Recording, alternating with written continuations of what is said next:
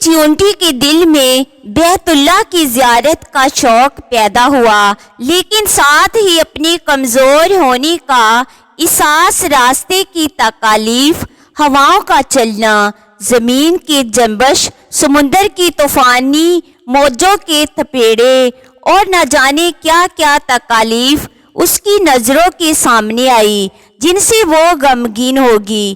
اچانک ایک روز حرم شریف کے ایک کبوتر پر اس کی نظر پڑی۔ یہ دیکھ کر اس کی غمگین اور مردہ دل کو تسلی ہوئی، اللہ کا شکر ادا کیا اور دوڑ کر اس کے پاؤں سے چمٹ گئی اور مقصد ظاہر کیا۔ کبوتر نے ہدایت کیا کہ اے چیونٹی، میرے پاؤں کو مضبوطی سے پکڑے رکھنا کیونکہ راستہ بہت خطرناک ہے، اگر مجھے چھوڑ دیا تو پاش پاش ہو جاؤ گی۔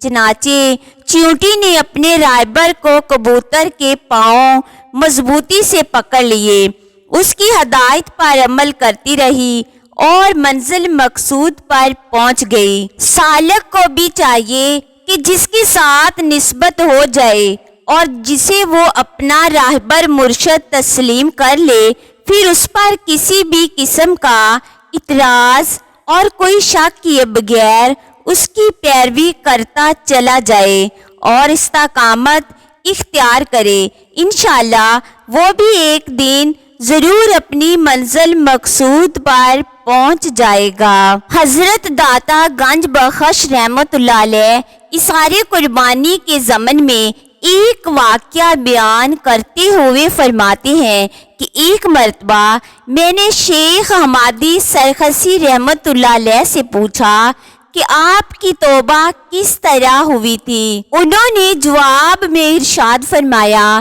کہ میں ایک مرتبہ سرخس سے باہر جنگل کی طرف چلا گیا، ایک مدت تک اپنے اونٹوں کے ساتھ وہاں پر رہا۔ میری عادت رہی تھی کہ جس دن میں اپنے حصے کا کھانا کسی مسافر کو کھلا دیتا، وہ دن میرے لیے بہت خوشی کا باعث ہوا کرتا تھا۔ ایک مرتبہ ایک شیر آیا اور میرے اونٹ کو چیر پھاڑ کر ایک بلندی پر جا بیٹھا، پھر اس نے ایک زبردست چیخ ماری۔ شیر کی اس گرج کو سن کر ارد گرد سے قسم قسم کے جانور، لومڑ، گدڑ، بھیڑیے وغیرہ آ گئے۔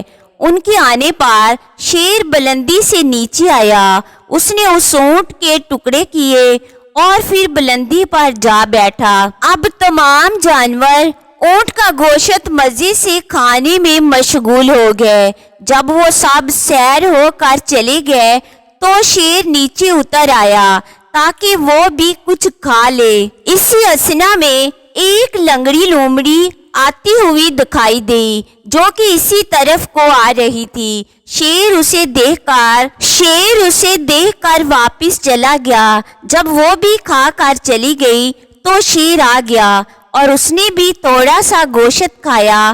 میں دور بیٹھا ہوا یہ سب دیکھ رہا تھا۔ اس کے بعد شیر میری طرف آیا، اللہ نے اسے قوت گوئی عطا فرمائی۔ وہ مجھ سے مخاطب ہوا، اے احمد، لقموں کا اثار کرنا بھی کوئی اثار ہے۔ اگر مرد ہے تو اپنی جان کی پرواہ نہ کر، لقموں کا اثار تو حیوان بھی کر سکتے ہیں، تو انسان ہے، تجھے لائق ہے کہ اپنے اثار میں انسانیت کا ثبوت دے۔ شیخ حماد سرخسی رحمت اللہ علیہ فرماتے ہیں، جب میں نے شیر کی یہ باتیں سنی تو مجھ پر اثار کے اسرار کھلے اور میں نے زندگی کے تمام معاملات سے توبہ کر لی اور یہی میری زندگی کا پہلا دن تھا۔ ایک رات میں اپنے کمرے میں سو رہا تھا کہ آہٹ سے میری آنکھ کھل گئی، سامنے موت کا فرشتہ کھڑا تھا۔